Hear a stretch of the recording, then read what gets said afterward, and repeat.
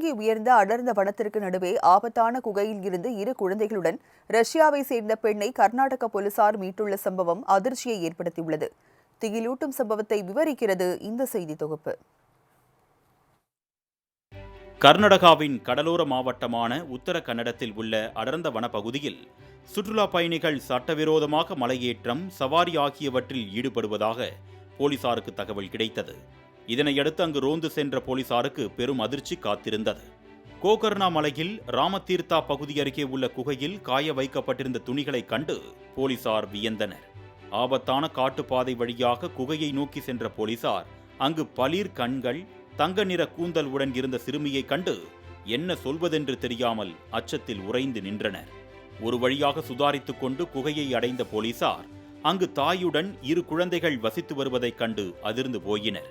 அடர்ந்த காட்டிற்குள் இருக்கிறோம் என்ற அச்ச உணர்வே இல்லாமல் இருந்த அப்பெண்ணிடம் இங்கு இருப்பது ஆபத்தானது என்பதை புரிய வைக்கவே காவல்துறைக்கு நீண்ட நேரம் பிடித்துள்ளது.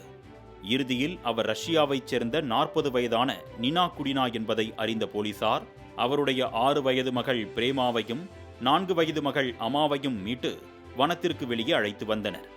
ஆன்மீகத்தின் மீது நாட்டம் கொண்ட நினா குடினா தனது குழந்தைகளுடன் 2 மாதங்களாக குகையில் தங்கியிருந்ததும், கிருஷ்ணன் சிலையை வைத்து வழிபட்டு வந்ததும் விசாரணையில் தெரிய வந்தது. 1 வாரத்திற்கு முன்பு அவர் காய்கறிகள், மளிகை பொருட்களை வாங்கி குகைக்கு சென்றதும், விறகுகளை பயன்படுத்தி சமைத்ததும் விசாரணையில் தெரிய வந்துள்ளது. இந்து மதம், இந்திய ஆன்மீக மரபுகளால் ஈர்க்கப்பட்ட நினா குடினா 2016 அக்டோபர் 18ஆம் தேதி முதல் 2017 ஏப்ரல் 17ஆம் தேதி வரை வணிக விசாவில் கோவாவில் வந்து தங்கியிருக்கிறார். அவரது விசா 2017ஆம் ஆண்டே காலாவதியான நிலையில் நேபாளத்திற்கு சென்ற அவர் 2018 செப்டம்பர் 8ஆம் தேதி மீண்டும் கோவா திரும்பி சட்டவிரோதமாக தங்கியிருக்கிறார். கோவாவில் இருந்து கடந்த மே மாதம் கோகர்ணா வந்த நினா குடினா உள்ளூர் சாமியார் ஒருவரின் ஆசிரமத்தில் தங்கியிருந்தார். பின்னர் அவரது அறிவுரையின் பேரில் குகையில் தியானம் செய்ய அங்கு சென்றுள்ளார் என்பதும் போலீசார் விசாரணையில் தெரிய வந்துள்ளது. இதனையடுத்து ரஷ்ய பெண் நினா குடினா அவரது குழந்தைகளை பாதுகாப்பாக தங்க வைத்த போலீசார் இது தொடர்பாக ரஷ்ய தூதரகத்திற்கு தகவல் தெரிவித்துள்ளனர். காட்டிலிருந்து வெளியே வந்தது குறித்து நினா குடினா எழுதியுள்ள கடிதத்தில் வசதியான, சுகமான வாழ்க்கை முடிவுக்கு வந்துவிட்டதாகவும், மீண்டும் சாத்தான் வென்றுவிட்டதாகவும் கூறியிருக்கிறார்.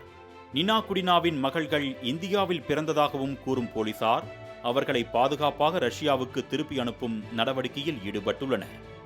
மாலை முரசு செய்திகள் தொலைக்காட்சிக்காக சோனாராமன் வேணுகோபால்.